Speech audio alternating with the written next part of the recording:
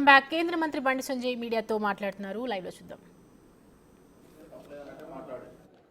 ఇప్పుడు అరెస్టులు అవన్నీ తర్వాత విషయం.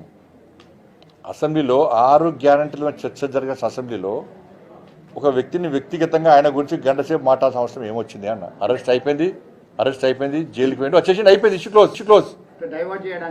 అంతే, 6 గంటల డైవర్ట్ చేయడానికే. ఇప్పుడు ఏమైనా చర్చ ఏమైంది? అసెంబ్లీలో దేని చర్చ జరిగిందంటే అల్లు అర్జున్ చర్చ జరిగిందని ప్రజలు చెప్పుకునే పరిస్థితి వచ్చింది. వాళ్ళ ఆ చర్చ అవసరమా అని మేము అంటున్నాం. ప్రజా సమస్యలు ఉన్నాయి, అసెంబ్లీ దేనికోసం మాట్లాడుతున్నారు ఇవాళ?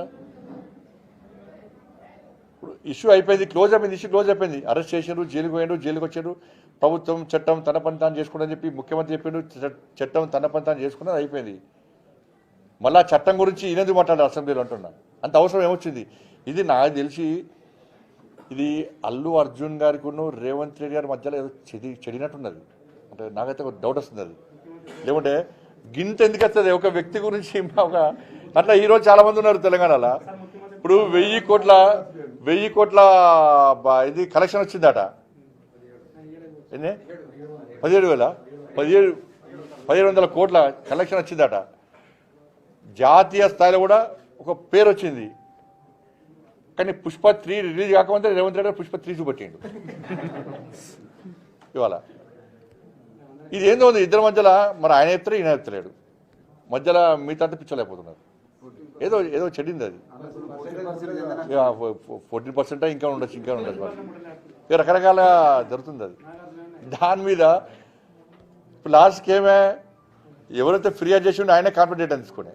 ఇలా ఏమే పరిస్థితి వాళ్ళ తండ్రే భర్తనే ఇలా ఫిర్యాదు రేట్ తీసుకునే. మరి ఆయన ప్రభుత్వం నమ్మకం ఉందా, లేకుంటే అల్లు అర్జున్ గారి నమ్మకం ఉందా? ప్రభుత్వం మీద నమ్మకం లేకనే కదా రిటర్న్ తీసుకున్నది. మరి నమ్మకంగా కుటుంబాన్ని కూడా నమ్మకం విశ్వాసం కుదుర్చగలిగిపోయింది ప్రభుత్వం ఇది, చేతగాని ప్రభుత్వం ఇది.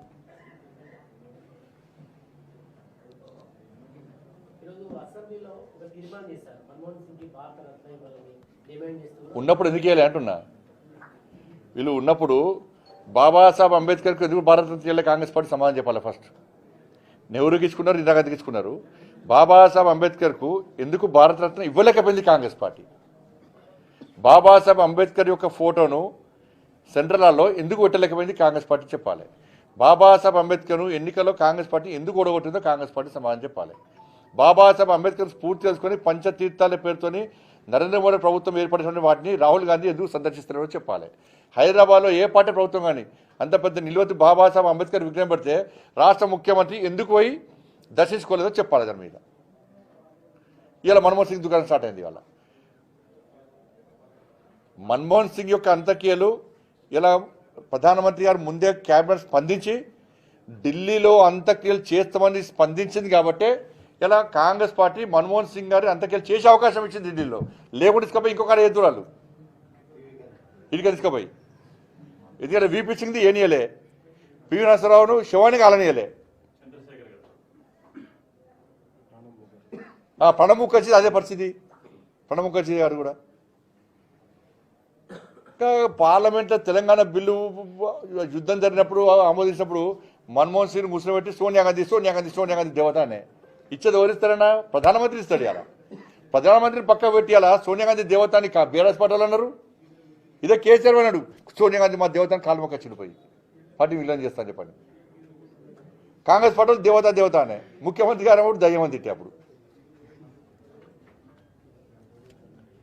అంటే మన్మోహన్ సింగ్ గారి విషయంలో మళ్ళీ ఇప్పుడు ఏదో రాజకీయ కోణంతో భారత ఉన్నప్పుడు ఎందుకు డిమాండ్ చేయలే? ఉన్నప్పుడు ఇంతకుముందు అంబేద్కర్కి ఎందుకు వెళ్ళలేదు?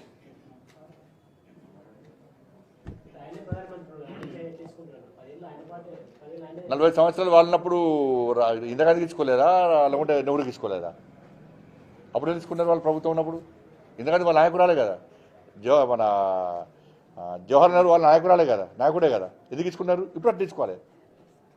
ఉన్నప్పుడు గుర్తించలే. మన్మోహన్ సింగ్ను అవమానపరిచింది, ఒక రబ్బర్ స్టాంప్ లెక్క తయారు చేసింది కాంగ్రెస్ పార్టీ. మన్మోహన్ సింగ్ ఆత్మకు శోభిస్తుంది కదా కాంగ్రెస్ పార్టీ అంటేనే. అంత క్షోభకు గురండి ఆయన. ధన్యవాదాలు. చేస్తాం ఇంకా కొంచెం మూడొద్దా? ఇది మీ తెలియదు చెప్పేసే కదా నీకు తెలుసా తెలియదు అదే నీకు 8% అని తెలుసు కాదు 8% మీకే తెలుసు 8% అని కానీ 8% ఫస్ట్లో ఉండే ఇప్పుడు 14%. ఇలా కాంగ్రెస్ పార్టీలో వాళ్ళకే గుర్ర నడుస్తుంది. కొంతమంది నిజాయితీ పడినటువంటి ఒక 2-3 మంత్రులు ఉన్నారు పాపం. మొత్తం కాంగ్రెస్ పార్టీని మొత్తం ఒక్క దాడి కడతలేను. ఒక 2-3 నిజాయితీ పడినటువంటి మంత్రులు ఉన్నారు. వాళ్లకు ఈ అవినీతిపరమైన మంత్రులకు కమిషన్ తీసుకున్న మంత్రుల మధ్య కొట్టాట స్టార్ట్ అయింది ఆల్రెడీ. అది ఎప్పుడైనా ఎక్కడైనా ఏదైనా జరగచ్చు, ఏమైనా జరగచ్చు. ఇద్దరి మధ్య యుద్ధం స్టార్ట్ అయింది ఆల్రెడీ. ఏదో తిట్టుకుంటున్నాడు ఫోన్ చేసి, నువ్వు ఒకటి ఇజ్జత పోతుంది 14% అన్నాడు, నేను 8% తీసుకుంటాను ఆయన అంటున్నాడు.